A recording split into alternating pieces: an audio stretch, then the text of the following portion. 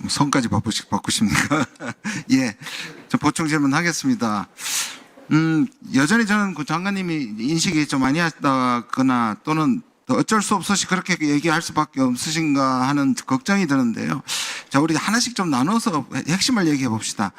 기술 보안 문제라고 장관님이 수용을 했어요. 왜냐하면 어떻게 얘기했냐면 법사위에서 미국을 믿고 문제를 다루겠다. 이 말은 미국의 설명대로 가겠다는 건데, 전 미국의 설명이 저거 말고요. 저기 1번 자료 좀 올려주시면 좋겠습니다. 제가 이게 지금 갖고 있는 게 이 에너지 행정명령입니다. 저기에 센시티브라는 얘기가 나오는 게 딱 세 군데 나옵니다.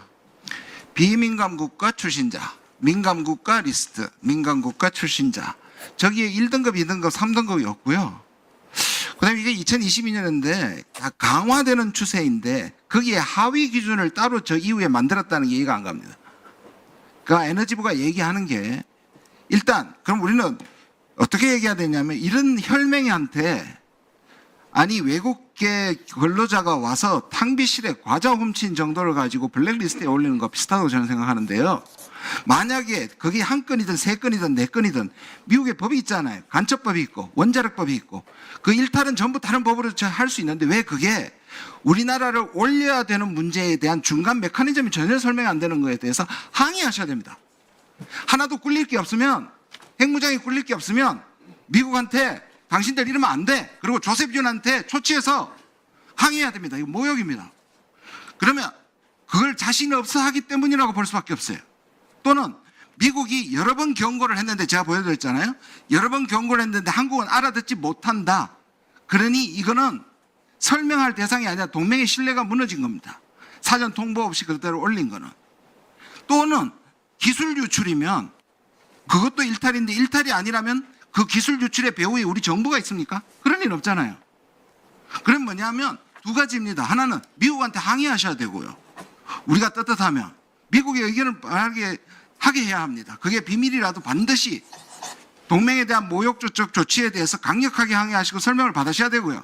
아니라면 핵무장에 대해서 심각하게 생각하셔야 됩니다. 아까 처음에 올렸던 PPT를 올려보시면요. 제가 아까 말씀드린 것처럼 첫 번째 우리 해결됐던 게 저거 말고요. 한승주 외교부 장관하고 두 가지 접근에서 완전히 차이가 납니다. 아까 말씀드린 것처럼 지난번에 오프 더 테이블 아니라는 것도 부적절하고요. 지금이라도 한승주 외교부 장관이 얘기한 것들처럼 비핵화 선언에서 재고는 절대 하지 않고 있다는 걸 오히려 지금 하셔야 하고 여당 의원들한테 그 결의안도 취소하시라고 오히려 권고하셔야 됩니다. 저 오프 더 테이블도 제가 핵무장론에 대해서 한 말이 아니라 플랜 B에 대해서 한 말입니다. 정확한 설명 아닙니다, 저건.